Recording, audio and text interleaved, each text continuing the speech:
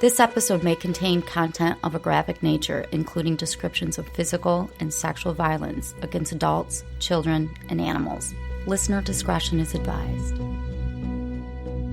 Hi everyone, I'm Talia. And I'm Tanya. And together we are Crimes and Consequences, a true crime podcast.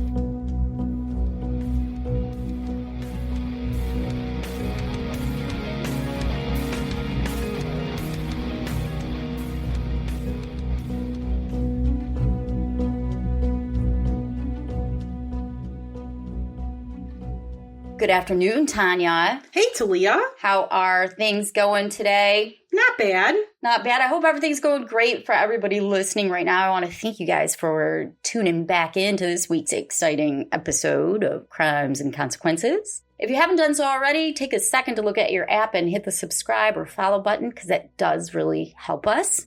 And with that being said, today I got a story on a serial killer that I don't think you've ever heard before. I had never heard before, and I went to Michigan State University, which is where the serial killer got his victims. Go green. Go white. Thank you, Tanya. MSU. That being said, are you ready? Always. Let's do it. So this story starts out in 1977. There were two friends named Earl and Gerald. And on October 20th, they decided to spend the day hunting for pheasants in the woods of Bath Township.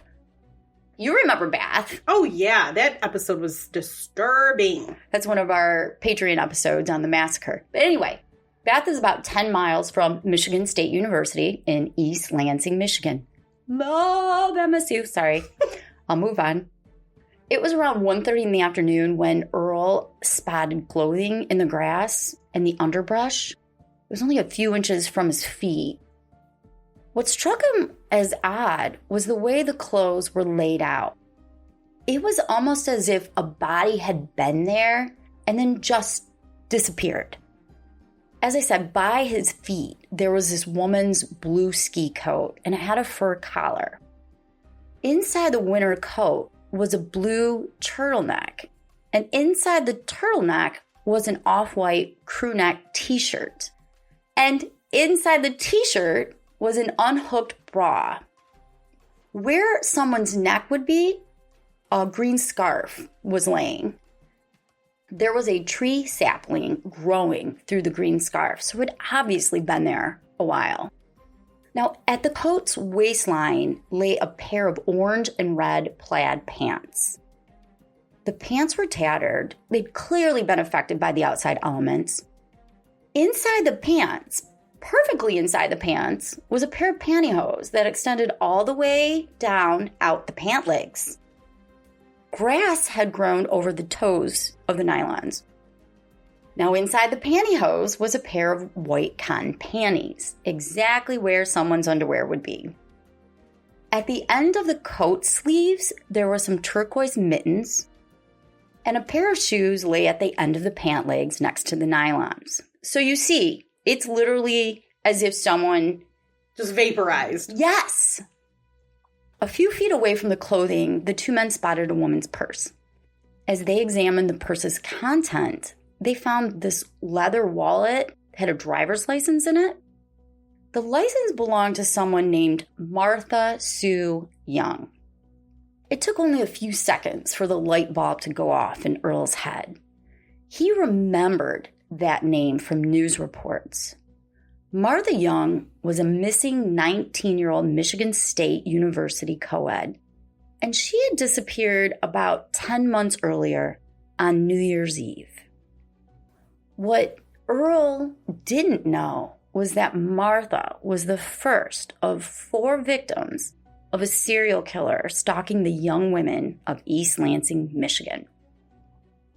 Now, I didn't go there until about 18 years later, and I'd never heard this story. I'm going to give you just a little background on Martha. She graduated from East Lansing High School a few years earlier. She'd gone on to college at Southwestern University in Georgetown, Texas. And she made the dean's list. She was very intelligent. After the first year of college, Martha came home to East Lansing for summer vacation. She spent most of her time involved with the church and its youth programs.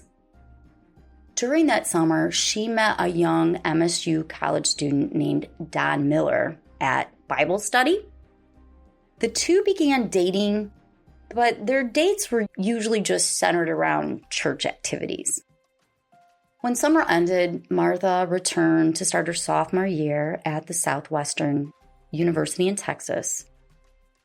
After 2 more semesters there, she grew really homesick, and she ended up going back to Michigan and applying to go to Michigan State University. She rekindled her romance with Don Miller, and the two became engaged in November of that year. At first, Martha was elated to be engaged, but that wore off, and she began to have her doubts about getting married. She's only 19 years old, and her and Don were very different. Martha was really outgoing. She enjoyed hanging around her friends, and she really wanted to embrace the student life at MSU. Don was more introverted, and he didn't really have many friends, and he was much more religious than Martha. After speaking with friends and family, Martha decided to call off the engagement. She broke the news to Don on December 29th. Surprisingly, Don wasn't that upset about it. And after the two talked, they agreed that they were better off as friends, which is basically what they were. Because of their religion, they weren't very sexual. Not that you can't be religious and be sexual, but you get what I'm saying. I get what you're saying. On New Year's Eve, Martha and Don, as I said, they're friends, they made plans to go out dancing that night. However, when Martha called to make reservations, she was told the place was already booked. Instead of going dancing, Martha agreed to babysit some children of a couple she went to church with. Don joined her, and they started watching this movie from 1963 called It's a Mad, Mad, Mad World. I've seen that movie. You have? Yes, it's funny. It is? Mm-hmm. There's lots of well-known comedians in it. Oh, well, that's what they were watching.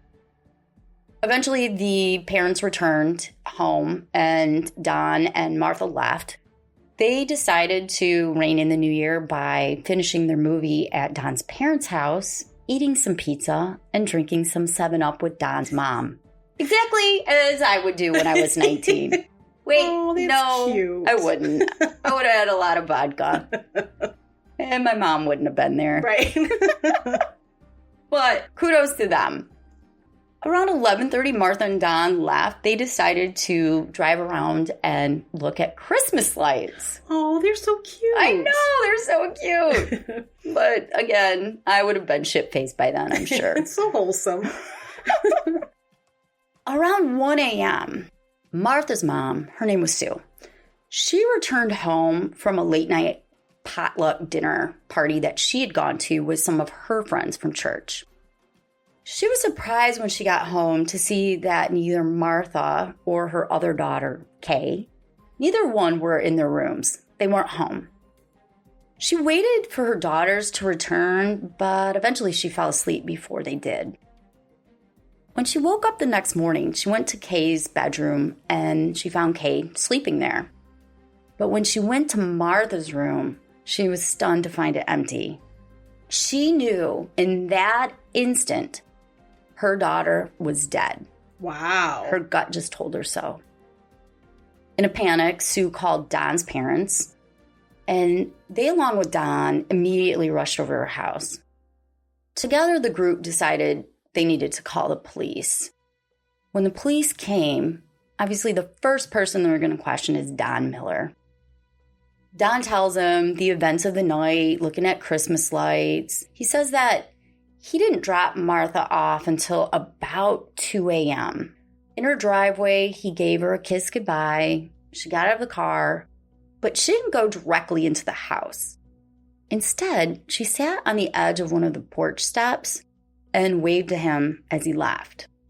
Now, the police were skeptical of this because it was 11 degrees outside. I was going to say, it's pretty cold in January. That's shit cold. Mm-hmm.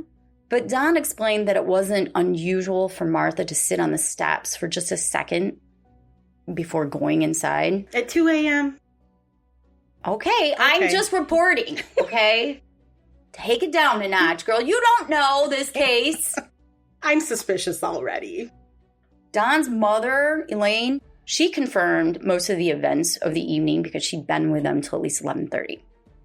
Police looked around the neighborhood for footprints or tire tracks, but there'd been 16-mile-an-hour winds coupled with some snow, so everything from the previous evening was erased. Don agreed to let the officers do a cursory search of his car. When they did, they noticed some suspicious things. There were some scuff marks on the inside passenger door panel, and there was a small rust-colored stain on the passenger seat. The outside of the car had what looked to be 2 fresh scratches that looked like they may have come from tree branches. There was also sand and mud on the right wheel well. Don told the police that after looking at lights, he and Martha drove onto a country road and they parked at the edge of the woods for a few minutes to talk and to mess around a little. While they were fooling around, Martha discovered she was on her period, and so there was this small rust stain. Okay? Okay. The police officers immediately just focused on Don Miller. Their gut told them that Don Miller was responsible for Martha's disappearance, but they didn't have the evidence to prove it. And for his part, Don insisted he had no idea where Martha was. He had no history of violence. He had no criminal record. In fact, he was a former Boy Scout and was an assistant Boy Scout leader, plus a youth pastor. He started to feel like the police were harassing him, and he did cooperate with them for quite a while, but then he quit. He's like, I'm done. The case of Martha Young's disappearance grew cold until that October day that Earl and Gerald stumbled upon her clothes so bizarrely laid out on the grass. But even after that discovery, police weren't any closer to finding out what happened to her. But they kept investigating. 18 months went by, and then another female co-ed from Michigan State University turned up missing. Marita Choquette had already earned a bachelor's degree in English, and she was working on her journalism degree at the university. She worked for a while at MSU's library, and then she got a job as an assistant editor at WKAR, which is MSU's radio station. She was 27 years old, and she'd recently gotten divorced after only 2 years of marriage. So that's a little bit of a background on Marita. Now, I thought this was interesting. Marita went to the same church as Martha. Really? And she was very active in her church community. In fact, Marita considered the church's minister, his name was Reverend John Mittman, to be one of her really close friends.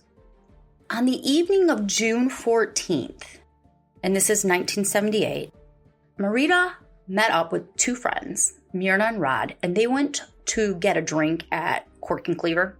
It's a restaurant in East Lansing. Talking over a drink, Marita told them that she'd met a man at a tire repair shop, and the 2 exchanged phone numbers. She hung out with her friends for about 2 hours, and then they all went their separate ways. Marita drove back to her 3rd-floor apartment in Whispering Pines apartment complex, and that's in Grand Ledge, which is about 20 minutes away from East Lansing. When she got home, she made some small talk with a neighbor at around 8 p.m. as she took out her trash to the dumpster. And then she just vanished. The next morning, Willa Gritter, she was Marita's supervisor at WKAR Studios. She pulled in the radio station parking lot, and it's on MSU's campus. She saw Marita's yellow 1974 sports car parked under a locust tree. And this wasn't where Marita usually parked her car. Willa wondered why Marita was there because her shift didn't actually start for a few hours. After going inside the building, Willa was surprised to find that although Marita's car was there, Marita wasn't. Then hours passed, and Marita never showed up for her shift. Willa called Marita's listed contact, that contact people to call. She called Reverend Mittman and asked if he wouldn't mind going to Marita's apartment, maybe just to check on her, like a welfare check. He called her back a little while later and said he knocked on Marita's door, but no one answered. By the end of the workday, Willa's concern reached a fever pitch. And she ended up calling Marita's father, Henry. Henry, by the way, was an Episcopalian minister. He lived a few hours away, and he had no idea where his daughter was. After not hearing from her through the night, he called the police to report her missing the next morning. The police took Marita's disappearance very seriously, and they immediately started interviewing her friends and her family. After speaking with the supervisor, Willa, police learned that Marita came across as someone desperate for a boyfriend. Other friends of Marita confirmed that she was very lonely, and she spoke a lot about really wanting a man in her life. Enough where it made it into this story. After 2 weeks of actively investigating Marita's whereabouts, detectives were no closer to finding out where she was than when they started. However, that changed on June 27th. A little after noon on that day, Clifford Nichols, he was clearing rocks from a field on his tractor. After he finished, he headed back towards the road, which required him to go through a patch of woods. While he's driving through the woods, he's overcome by a putrid smell. Oh, no. Assuming it was a large dead animal, he just continued on his little tractor through the wooded trail. Then he came upon a large pile of bricks and cinder blocks, and they really piqued his curiosity. As he approached the pile on a small tractor, he could see maggots and flies swarming all over the bricks, and the putrid smell became almost intolerable. He got off his tractor and he walked up to the pile. Brave soul right there. Brave soul. On top of the bricks were these metal silo panels propped up to form a teepee shape. So you have these cement blocks and these bricks, and then on top of them is this teepee-like structure. There were some dead weeds that appeared to be covering up something around this formation. When Clifford pulled back the weeds, he was stunned to find a decayed human skull with hair still attached. He hightailed it out of there and he called the police. How fucking scary is that? In the middle of the woods, alone. I would freak out. Yeah, and you know that formation just lends some creepiness to the situation. When the police got to the scene, and upon close inspection, they could see the remains of a rotting body under the pile. After removing the bricks and the cinder blocks and the metal paneling, police found what appeared to be a partially clothed deceased female. But what really threw the detectives off was the fact that the woman's hands were severed at the wrist with near surgical precision. The missing hands were found a few feet away, hidden under some cement blocks, and they were found in what was described as a praying position. Okay, that's weird. That just makes it even more weird. The medical examiner arrived, and he concluded that the body had been there most likely 7 or 8 days, but perhaps up to 2 weeks. The police, of course, immediately suspected the victim was Marita Choquette. And to them, it looked like whoever killed her had built an altar of sorts over her body. An autopsy determined that the victim suffered 17 stab wounds across her back, her abdomen, her thighs. The cut on her back was over 9 inches long, and her cause of death was most likely from bleeding out. Dental records later confirmed, as you already know, the body was that of Marita Choquette. Some people began speculating that there was a connection between Martha's death and Marita's, and that the perpetrator was maybe a doctor or in the medical field because the hands were so precisely cut, or perhaps a religious leader based on the formation. However, most of the police force dismissed any notion of a connection between the two women based on the fact they believed Martha's ex-fiancé, Don Miller, killed her. It's one thing to have upset ex-fiancé in the heat of passion kill. It's another thing to have some sort of ritualistic murder. They just didn't see any connection. As part of their investigation, the police gave Reverend Mittman a sketch of the crime scene and asked him if he thought the formation around Marita's body could be connected to anything religious in nature. He immediately thought of a book called The Concordance. Do you know what that is? No. The Concordance is a verbal index of words found in the Bible. So you can look up a word and it'll show you the passages that containing the word. According to Reverend Mittman, if you looked up such words as stone, hands, divorce, if you looked them up in that book, you would find passages containing accounts of severe judgments and punishments. To the Reverend, the scene seemed to depict a sacrifice to God. He felt the killer believed that God could forgive him for the murder by rationalizing that Marita sinned by getting divorced. That was the Reverend's take on the killer. Reverend Mittman gave them the name of a guy named Andrew Kensington, whom he described as a parishioner with a troubled soul, and told the police they should really check out this guy. A background on Andrew Kensington showed that 3 years earlier, he'd been arrested for assault and sent to the Kalamazoo State Mental Hospital. I used to live by there. Andrew was described as having an explosive temper and grandiose ideas of his own importance. He considered himself to be a genius. However, most people disagreed with that. By most accounts, Andrew suffered from schizophrenia, and occasionally he had delusions in which he felt he had a duty to kill someone.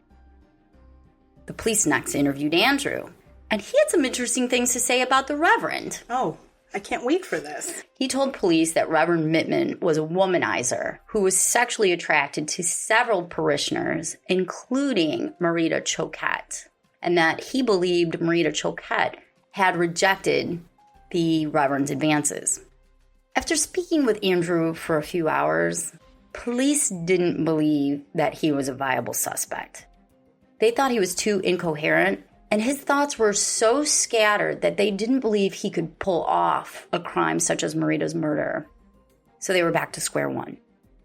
On July 5th, a week after Marita's body was found, investigators were working on her murder when they got a call from the MSU campus police. The campus police were concerned that foul play may be involved with another student from MSU named Wendy Bush. Wendy Bush disappeared on the same day that Marita Choquette's body was found. Wendy was scheduled to work at the Union Hall cafeteria. Have you ever been to MSU? Nope. Well, the Union Hall cafeteria is a cafeteria for everybody to go to at MSU versus having your own cafeteria in your dorms. Did I tell you I love MSU? I might have missed that. Love MSU. So I could drive up there right now and just have a meal at the Union Hall? Yeah, absolutely. We should. Do you want to stop? We just ate, but we can do it again. She was scheduled to work at the cafeteria where she had a job, but she never showed up for her shift. And that wasn't like Wendy. Wendy relied on her job to support herself, and she really needed the money. Friends describe Wendy as being extremely outgoing, very flirtatious. She was 21 years old, and she had a history of attaching herself to men who showed even the slightest interest in her. Apparently, she would talk almost compulsively to anyone she met. That actually cost her her job at Arby's. Really? Because she kept talking to the customers nonstop. And it got her suspended for a few days at the Union Hall cafeteria because she did the same thing. I don't even like to talk to people that much. I know. I find that really difficult to do, especially strangers. Yeah. Just strike up a conversation. Well, she had no problem with it. I would find it incredibly difficult to do. Me too. Unless I was drunk. Then I can talk to anybody. Right. Nonstop. Police interviewed Wendy's roommate. She lived in Case Hall dorm. According to the roommate, she last saw Wendy in the early evening of June 27th, the day I said Marita's body was found. Later that day, one of Wendy's ex-boyfriends, his name was Brett Wilson, he stopped by at around 8:30 p.m. looking for Wendy and Wendy's roommate told him that Wendy was out and about. Police questioned Britt Wilson, and he told them that after going to Wendy's dorm room and finding out she wasn't there, he coincidentally ran into her about 2.5 hours later, around 11 p.m., outside MSU's library. When he saw Wendy, she was talking to a man who appeared to be in his mid-20s. He was wearing pressed pants and a collared shirt. Britt spoke briefly with Wendy, and he told authorities that the other guy seemed to just disappear into the darkness of the night. To get a better insight into Wendy, the police went and spoke to her school counselor at MSU. This counselor opined that based on Wendy's personality, she suspected that Wendy was staging her own disappearance to seek attention. Really? Yes. But as the days passed and 2 of Wendy's paychecks went uncashed, Wendy's mother knew that meant one thing. Wendy was dead. And she was right. Wendy was the 3rd victim of the MSU serial killer. Whoever this man was had a monster inside him. And 6 weeks after Wendy vanished, the monster was unleashed again. Like Wendy, 30-year-old Kristen Stewart lived in East Lansing, and she lived near MSU's campus. She was married to her high school sweetheart, Ernie, who owned his own building company. Kristen herself, she worked at a Catholic middle school as a science teacher. But because it was summer, she had the summer off, it's vacation. Around 8:30 in the morning on August 14th, Kristen dropped off her 1977 MG. I don't know what that is. Me either. Don't know, but she had a car. She dropped it off to Herm's Body Shop for some repairs that needed to be done on it. She was there at Herm's for about 15 minutes, and then she set off on foot towards a bus stop just down the way, and she was going to take the bus home. Now, you have to follow me on this. The bus drops her off on Coolidge Road. And as I said, it's just a few blocks from her house. See, I know the area, so I can picture it in my mind. She's on Coolidge Road, and she's walking north. As she's walking, an employee of her husband, his name was Harold Duncan, he recognized her and briefly spoke with her at a stop sign. Harold then headed back to work, and Kristen continued walking north towards the intersection of Fair Oaks and Coolidge. So Fair Oaks is perpendicular to Coolidge, and it's a smaller street. And then Kristen lives off of a road, a small road, off of Fair Oaks. So she's almost home. She's almost home. She's just got to take a right. But Kristen didn't make it home. Somehow in that bright summer sun, she simply disappeared. When Ernie Stewart got home from work that evening, he noticed the doors to the house that he shared with Kristen. They were still locked, and their dog seemed unusually anxious. It was clear to him that the dog hadn't been let out at all during the day. By 11:40 p.m. that night, Ernie's concerns, they just overwhelmed him, and he called the police. He explained to them that there was no doubt in his mind something very bad had happened to his wife. They advised him to call back tomorrow if she didn't show up by the next morning. At 7:40 a.m., Ernie called them back. He insisted his wife had been abducted. After 8 years of marriage and having not spent one night apart during the marriage, he knew that the only reason she wouldn't be home is if someone prevented her from coming home. He was able to convince the authorities that Kristen was endangered, and by 9:30 a.m., they had helicopters in the air looking for anything unusual anywhere. Officers began canvassing the area where Harold had last seen Kristen walking.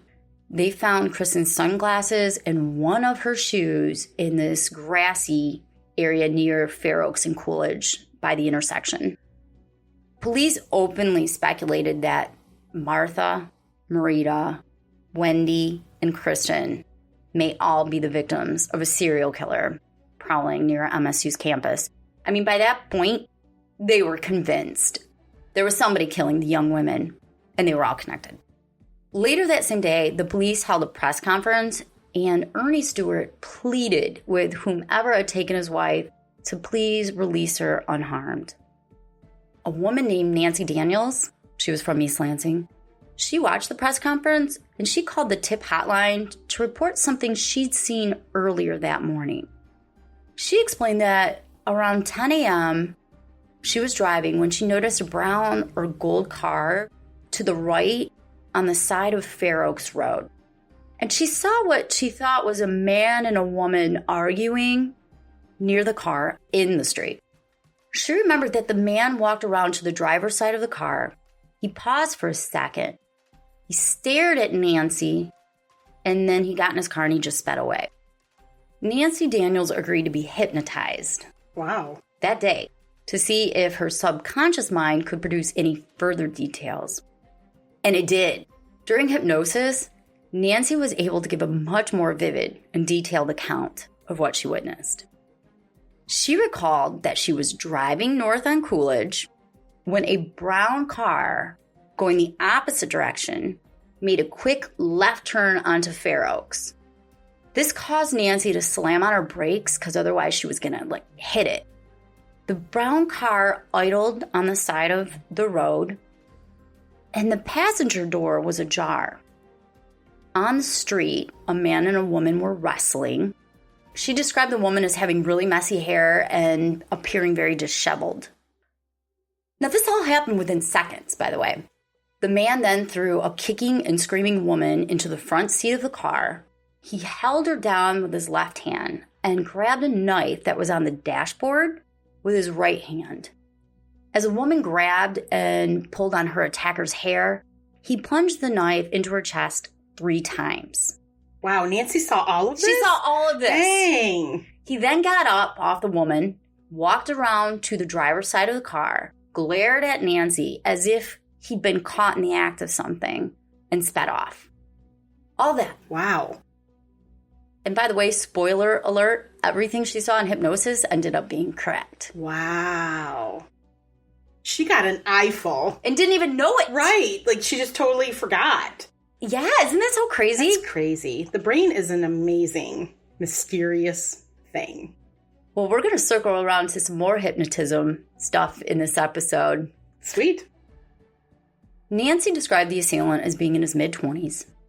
What was extraordinary about him was how ordinary he appeared.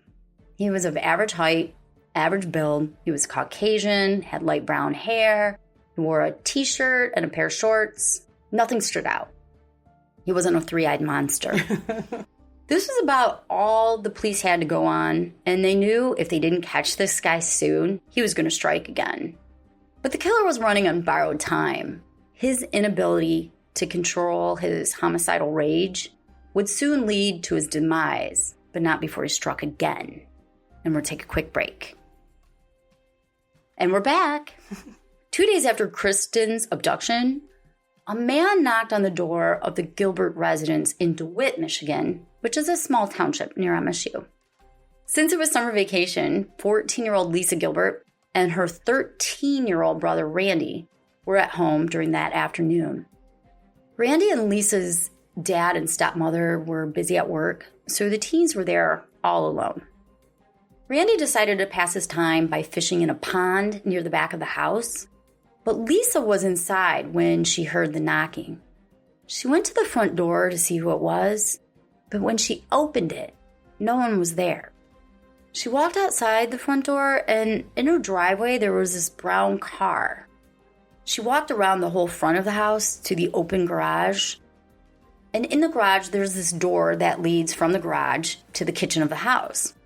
As Lisa's walking into the garage, a man walks out of that door from the house and calmly asks Lisa if her dad was home.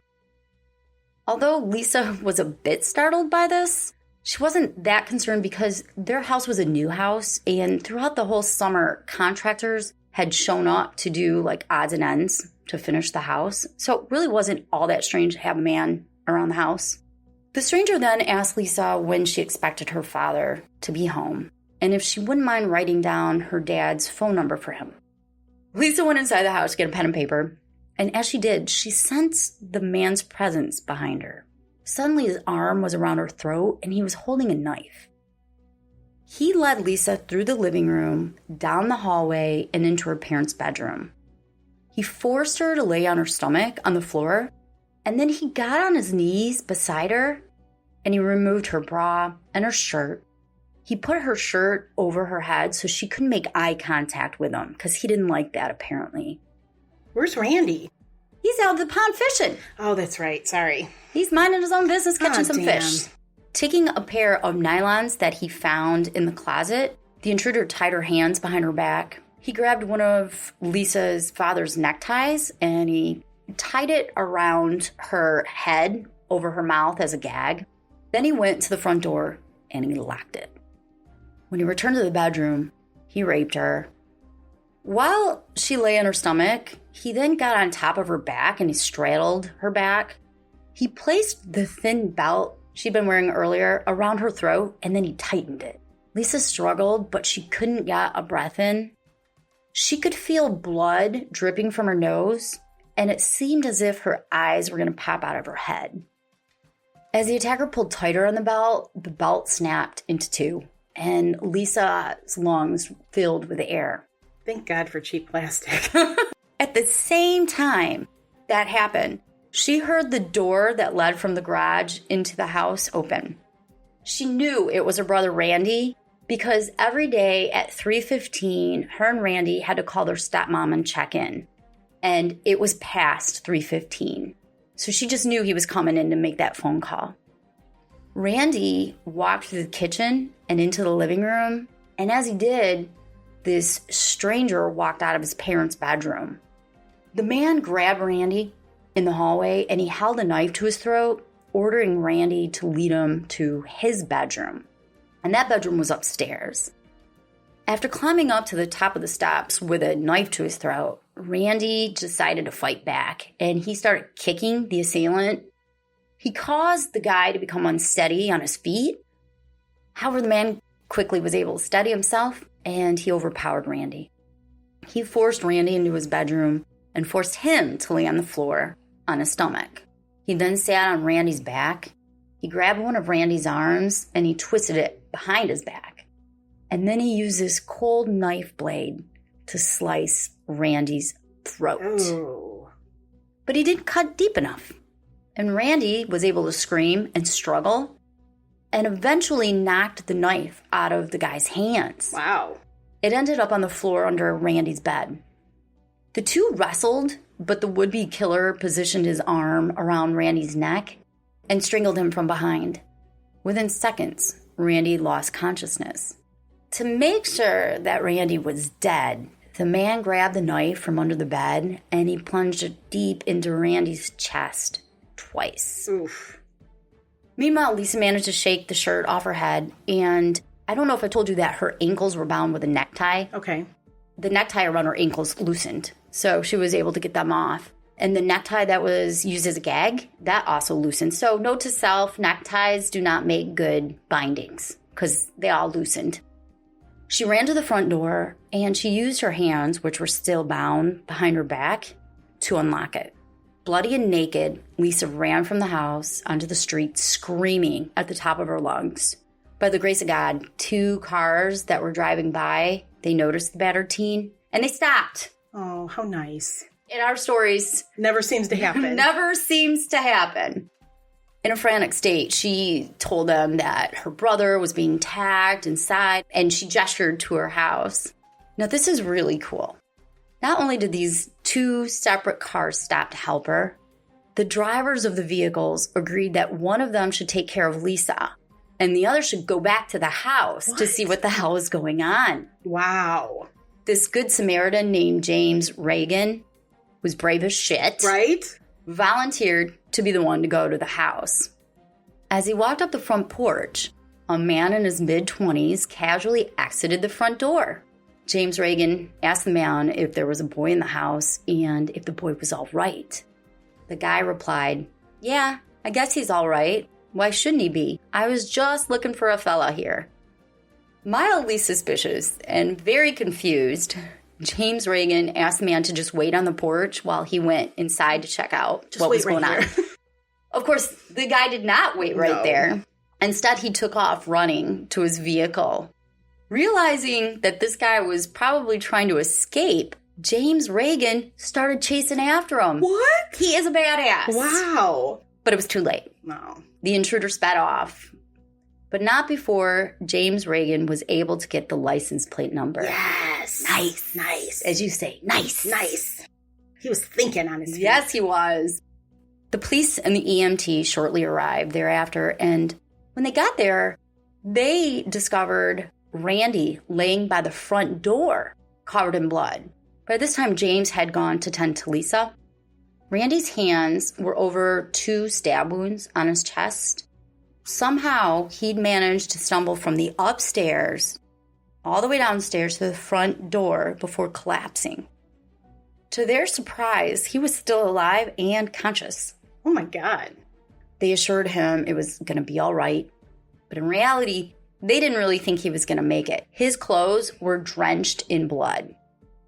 But spoiler alert, Randy does make it. Oh, good. He made a full recovery. Police immediately ran the license plate number. But keep in mind, they didn't see any connection at this point. I mean, it just happened between the 4 missing/murdered girls and Randy and Lisa.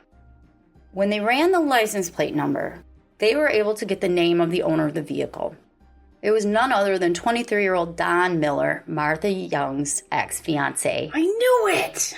Yeah, it was Don. I knew it. Son of a bitch. Don was an interesting man. Sort of. I bet. Sort of. Well, actually, he really wasn't. He was dull and boring, which makes him kind of interesting given the atrocious crimes he committed. Don had graduated only 1 year earlier from Michigan State's School of Criminal Justice. Really? Yes, he was a criminal justice major, and he was currently working as a security guard at various stores. Don was an unlikely serial killer. I told you a little bit about him before. The Boy Scout leader, youth pastor. He came from a loving, church-going family. He hated alcohol, cigarettes, and drugs. He was a gifted musician who devoted all of his free time to his church, music, and killing. But there's another side to Don. I can't wait to tell you about it. It didn't take long for the police to find and arrest Don. And of course, he denied any involvement in the attempted... It was not me. Wasn't me. No. But a search of his car uncovered some interesting finds. In his trunk were 2 camping tents, pup tents, a tow chain with a galvanized wire attached to it that looked to investigators to be some sort of strangling device of sorts. Oh. There was a disposable white jumpsuit. Oh, that's odd. Plastic bags, rubber gloves. There were long strands of hair and some blood stains in the trunk. Now, a search of his home, Tanya, oh boy, produced a few interesting things. There were 2 pairs of women's nylons tied in knots, a drawing of a blindfolded woman, newspaper clippings of Martha and Marita, a newspaper clipping with a photo of a coffin, paintings of angels in chains, a pair of handcuffs, another disposable jumpsuit, and a newspaper clipping of a Boy Scout's murder. Oh boy. In his kitchen cupboard, they found a bra with hair on it and more newspaper clippings about Martha. As the police gathered evidence in an attempt to link Don to the missing and murdered women, because now they've kind of figured this out, the prosecutor prepared to try Don for the rape and attempted murders of Lisa and Randy. A psych eval was done on him, and it determined that he had no real mental illness, but there was a possibility he could experience a psychotic breakdown if he was under adverse stress. That's putting it lightly. Trial happened. Don was eventually found guilty of the crimes against Lisa and Randy. He was given a sentence of 30 to 50 years, and you think, oh, that's great. But back in 1979, 30 years wasn't 30 years. It meant that Don would actually only serve 20 years. And he's only 23 at this time. And he would be eligible for parole in 10 years. What? Which is pretty scary. It is. In 1979, a year later, a grand jury indicted Don for the second-degree murders of Martha and Kristen. Only those 2. The prosecutor was not very confident that there was enough evidence to get a conviction in those cases. They didn't have any of those women's bodies, but those were the only cases where there was any real connection. For Kristen's, they were going to have to rely on the eyewitness testimony of someone under hypnosis. Right. That was really the only connection.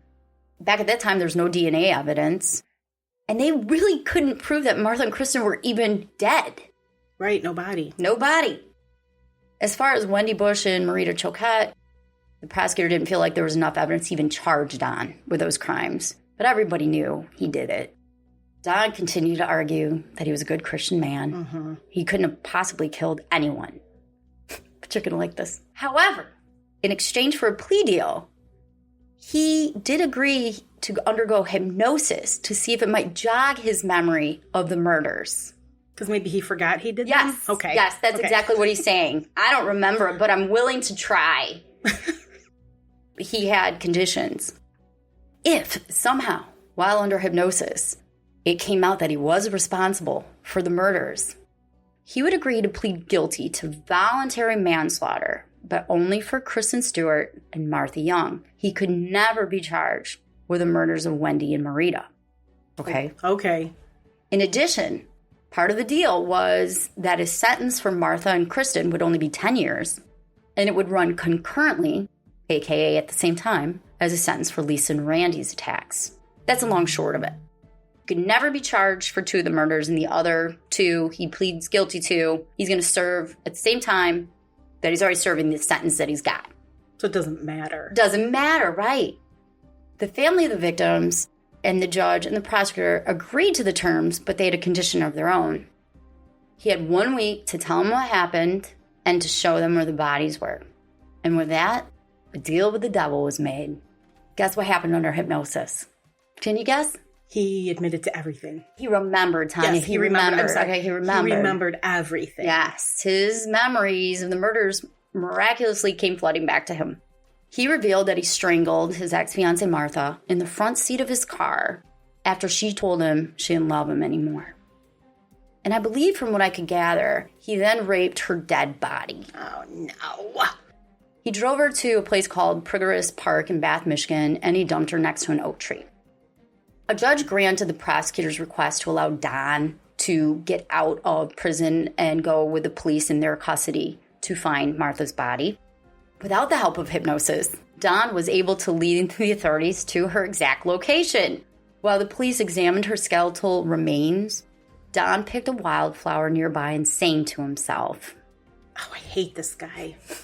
I do too. Hate this guy. You got to see pictures of him. He's just such a squirrel. As far as Marita Choquette's murder went, Don remembered under hypnosis that he'd met Marita while she was working at MSU's library, and he talked to her occasionally on the phone. Marita agreed to go out for breakfast with him one morning, the morning she disappeared. Don picked her up at her apartment, and at some point while she sat in his car, he placed handcuffs on her. He took her to those woods, and he stabbed her 17 times. He raped her somewhere in it, whether alive or dead. I'm thinking she was raped while she was alive. And the reason why I say that is because Don confesses in some of these sex offender group therapy sessions that some of his victims were raped alive and some were raped dead. And I'm assuming because she was handcuffed, that would be why she would be raped alive. But I'm not a professional profiler. Eventually disposed of her body where it was found by the guy in the tractor in that whole strange formation. The creepy altar, whatever it was. Do you want to know why Marita's hands were cut off? Why? It was nothing to do with a religious or ritualistic purpose. He just couldn't get the handcuffs off her. Oh my God. That's why he cut them off. Oh my God. He didn't want to leave them behind? Nope. Needed those. He needed those. Jeez. Next, Don remembered how he killed Kristen Stewart. He saw her walking across Fair Oaks Road, and he quickly turned his car, as you know, left, and he intentionally hit her. Oh my God. That quick turn caused Nancy Daniels to slam on her brakes. Don and Kristen, even though she was injured, fought in the road as he tried to drag her into his car. Under hypnosis, Don says that he thought that Kristen was Martha incarnated. Oh, stop it. And he said he screamed at her over and over again, "How can you still be alive?" as he stabbed her repeatedly. Did they look alike? A little bit. I mean, it's bullshit. He clearly knew it wasn't Martha. Right. Kristen fell unconscious from the stab wounds, but that's not what killed her. Don manually strangled her to death. It's not known if he sexually assaulted her or not. He later led authorities to a drainage ditch near Muskrat Lake, where her skeletal remains were found. An autopsy showed she had an unhealed fracture in one of her lower vertebrae, and the medical examiner said it was probably from being hit by that car, by his car. And there were faint cut marks on her third and fourth ribs. The last victim Don admitted to killing was Wendy Bush. Don claims that he'd previously met Wendy while out canoeing once. However, that can't be confirmed. What we do know is that as Wendy was walking home from the library to her Case Hall dorm room, Don stopped and offered her a ride. He was probably the guy she was talking to outside the library earlier, but again, I can't confirm it. Being that MSU's campus is 1.5 miles long, I have walked it. I can let you know it's very long. It's scary at night. Wendy accepted the ride. Though given her personality, she probably would have anyway. Don then pulled in the parking lot of her dorm, and the two sat in the car for about 10 minutes, talking. To Don, Wendy's flirtatious nature was viewed as seduction. It aroused some sort of resentment and anger in him, like she's a whore or something. What the heck?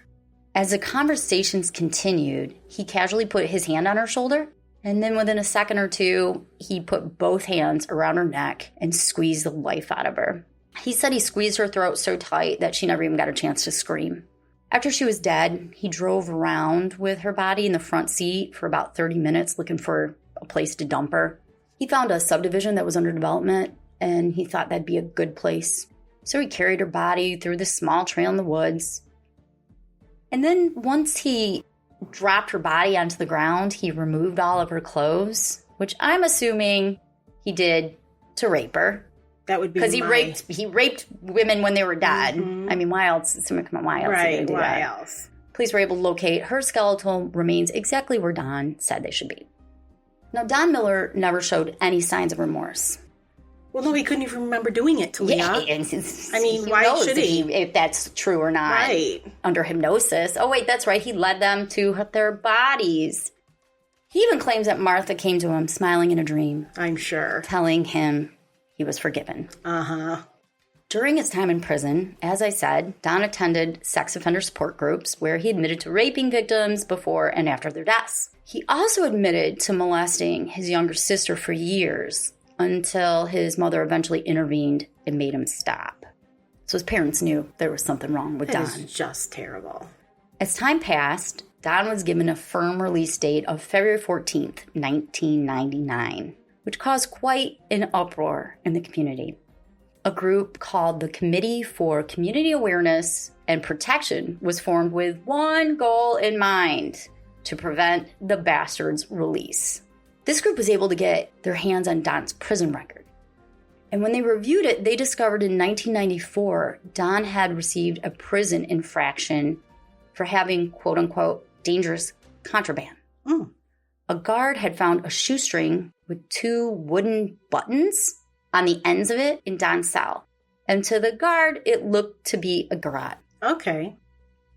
The Committee for Community Awareness and Protection presented this information to the prosecutor in Chippewa County, which is where Don had been imprisoned at the time that this weapon was found. And they asked the prosecutor if he would file felony charges against Don instead of just an infraction for being in possession of a dangerous weapon. The prosecutor agreed. And the prosecutor was able to convince a jury that this shoestring with 2 buttons on the end, when put in the hands of an admitted strangler, became a weapon for murder. Don was found guilty and sentenced to 20 to 40 years as a habitual offender. He is scheduled to be released on May 1st of 2031 when he is 77 years old. Ironically, he will serve more time for the shoestring and buttons than he did for any of the murders he committed. All I can do is shake my head. Shaking my head. At least he's still there. Yes. I'd prefer him to be about 107 when he got out, but I guess 77. I don't know. But he's getting out that, and unless they can think of something else. Or unless he dies. That's true. He could. He could. I don't think our U.S. healthcare system in prison's very good. So there's a chance. Because if he gets out, I mean, Even if he doesn't offend, he's going to want to. He's got some nasty thoughts, guys. Right, He's got some totally. nasty thoughts. Yeah, but that doesn't go away. So I got my information from court records. There's an awesome book by a guy named Sadler called Killing Women, a True Crime. And there is so much more I did not tell you guys because it's going on and I can't stand this asshole anymore. I had to stop. But it's a great book. And that's it. I had never heard this story. I know, I didn't either. Like I said, I mean, I was on the I've lived campus. here all my life. I know. And I'm going to show you a picture and you're going to tell me once we're done that he looks like a squirrel because he looks like a squirrel. He's a squirrely bastard. Wow, thanks for that, Talia. That being said, are you ready for our new, what is it called? Segment? Yes, our new segment. What is it again? Review the Reviewer. Review the Reviewer. I've got one for you, Talia. Oh, good. This one was on Apple Okay. from Babs602. Okay. That person gave us a 2-star review. And this person says, the crime stories are horrific and should be told in a serious manner. Unfortunately, these 2 stupid women giggle and cackle throughout. What's more disturbing is the 2 fools are attorneys. I stopped listening after 3 stories. Wow, she made it through 3. That's great. Thanks, Babs. I give her review a 1 star. I give it a 1 star because it's inaccurate. Yes. We are not stupid. No, we're not stupid. You may behave stupidly. And yes, I laugh when I'm uncomfortable. Yes, you do. I can confirm that. And I think we are always very respectful to the victims. I might make fun of a criminal. I might laugh over how stupid they are. And that's genuine laughter. In general, we're not stupid. So that's why I have to agree. This is a 1 star. 1 Sorry, star. Bab. You get 1 star for your stupid review. And, she probably is never going to hear this, so. I got one for you, Tanya. This is from Hedger Earn on Apple Podcast, and this was done on March 7th. It's titled, Y'all Are Awesome. Yay! I prematurely judged you. I now know you're all down-to-earth women, and you're amazing. Oh, that was nice. I know, that was super nice. I have to give that a 5-star review. I'm giving that a 5 star as well. I think that Hedger Earn is an amazing person, too. I'm glad they stuck with us. Yes. And found the error in their way. Got anything else? This one is an oldie, but... An oldie but goodie? Oldie but goodie. This was also on Apple Podcasts from CT99. We got a 1 star. Oh. Says, they don't support social injustice, so I don't support them. Oh, shit. I don't support social injustice. No, I don't. I support social justice. Yes, I do too. I am not a supporter of injustice in any way. We don't normally give a political opinion. No, we don't. But I am going to say, I'm going to be firm on this. We do not support social injustice. Absolutely not. Nope. So I have to agree with that one? So is it a 5-star? I guess. In some weird way. We don't support social injustice. No, and shame on them for supporting social injustice. Let's see what I got. You ready? I got one. This is from CMC Buyers, and it's Apple. Amazing. Wow. Other podcasts have been repetitive of one another, but I haven't heard 75% of your murders. 5 stars. Yay! Back at you with 5 stars. Back at ya. We do try to do cases that not everyone has done. That's true. That's why they get 5 stars. Okay. All right. Until our next segment. I want to remind everybody to hit the subscribe/follow button if you haven't done so already. Also, you can find out more information and see the picture of Squirrely Don Miller on our website if you go to TNT Crimes. If any of you have noticed that some of our episodes aren't available on your app, it's because we put them online. They're free, but they're online onlys now. Also, if you want to help support us and you want ad-free, exclusive, members-only episodes, you can become a member by going to patreon.com/TNTcrimes or go to tntcrimes.com and find out more information on becoming a member. Ad-free, full, Live episodes. So many amazing things. Just check it out. You won't regret it. You won't regret it. You can go to our social media, IG and Facebooks at Hardcore True Crime. And I think that's it. Absolutely. That's it. Until next week. Until next week, don't kill each other. Bye. Bye.